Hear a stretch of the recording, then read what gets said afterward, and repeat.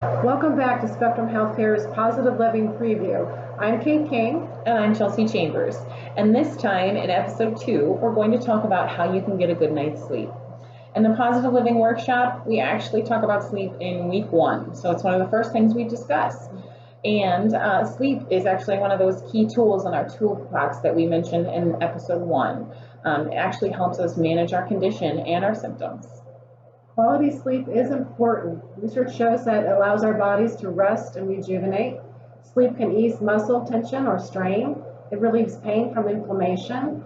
It can reduce joint or tissue damage. And it can help us deal better with stress, anxiety, and depression. So Chelsie, what are some ways to get a good night's sleep? Well, one of the first things is to give yourself a get ready for bed routine, or a bed routine, as we like to call it in the workshop. Doing that at bedtime really helps train your brain to know that it's time to go to bed. So go to bed at the same time every night, do the same things every night that you would. It tells your body it's time to wind down and relax. So if that means reading a chapter of a book, taking a warm shower or a bath, maybe doing a prayer or a meditation, or just thinking about what you're grateful for. No matter what that routine is, as long as it's the same routine, your body will catch on and start to realize, hey, it's time to go to bed now. Yeah, another part of that sleep routine, though, is to get up at the same time every day. And that does include those weekends. By going to bed at the same time every night and waking up at the same time every day, you help your body create a sleep schedule. That's right. And while we're talking about things you can do to get a good night's sleep, we have to talk about some things that you shouldn't do or try to avoid before bedtime. I know one of these things is very hard for me, and that is caffeine.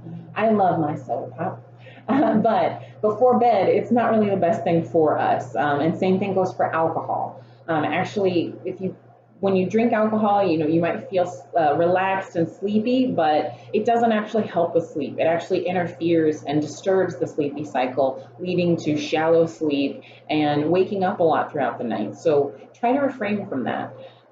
Is there something else that we shouldn't do before bed? Yeah, another thing that you want to refrain from is going to bed hungry.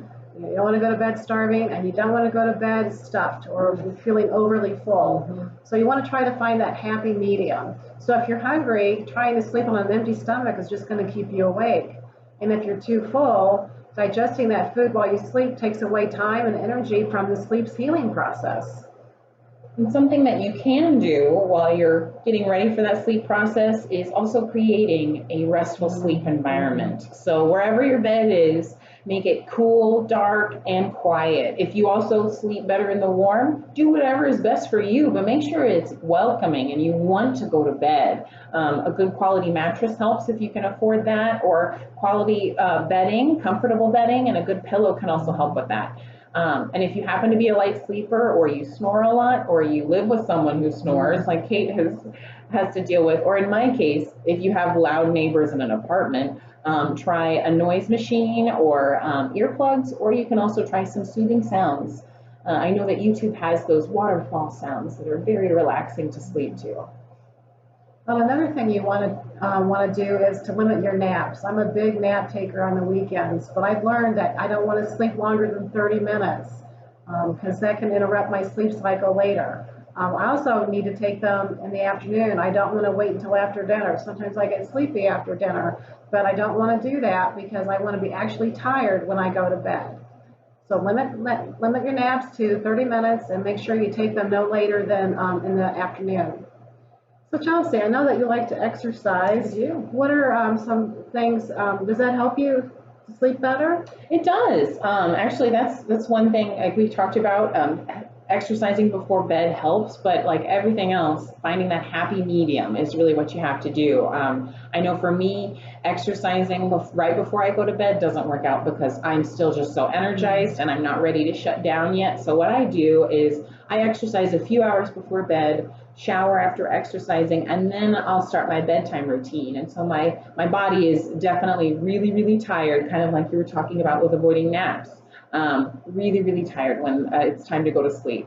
But something to remember though is if sleep is difficult for you because of stress, worries, or anxiety, try a relaxation technique. We also talked about meditation or prayer, thinking what you're grateful for, but we'll actually go over some other different techniques that you can use in our Positive Living Workshop Week 2.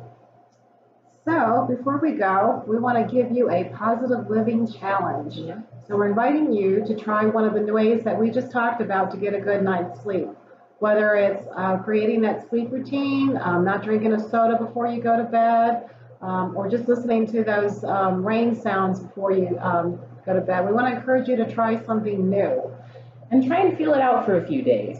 We know that incorporating something new in your routine can be a challenge, but we also find that when you give it a few days, you actually give your body a chance to really give it a feel and see how it works for you.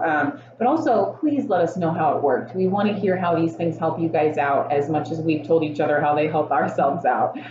So you can reach out to us at any time. The information is in the description box below, as well as email addresses, phone numbers, and how you can also register for the workshop, as well as when the workshop will be.